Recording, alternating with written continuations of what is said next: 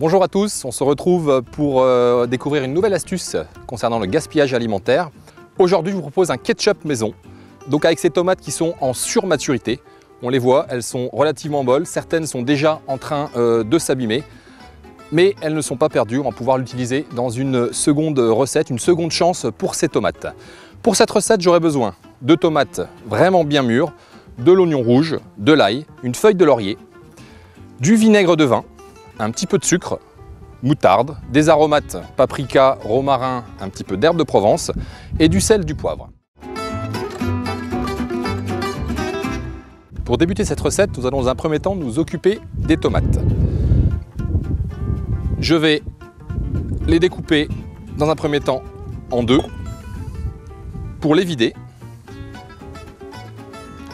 J'enlève les pépins et je conserve uniquement la chair de la tomate.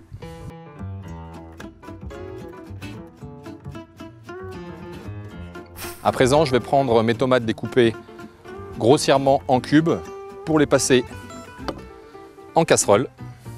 Et on va y rajouter un oignon rouge ciselé et une gousse d'ail pour apporter un petit peu de goût. On peut à présent lancer la cuisson. On va partir sur 15 à 20 minutes sur un feu moyen.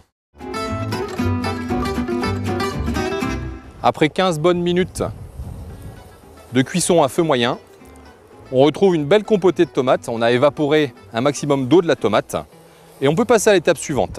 À présent, on va assaisonner notre ketchup. Je vais rajouter une feuille de laurier,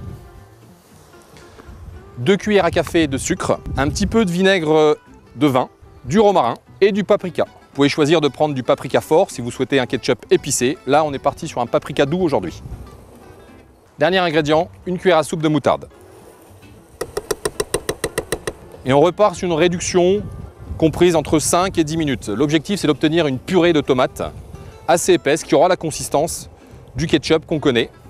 Après 10 minutes d'une nouvelle cuisson sur feu moyen, on a bien réduit notre préparation et on obtient donc un ketchup.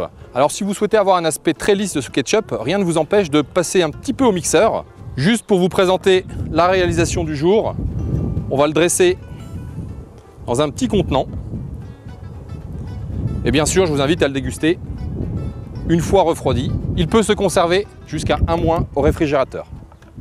Merci de nous avoir suivis pour cette astuce aujourd'hui et à bientôt.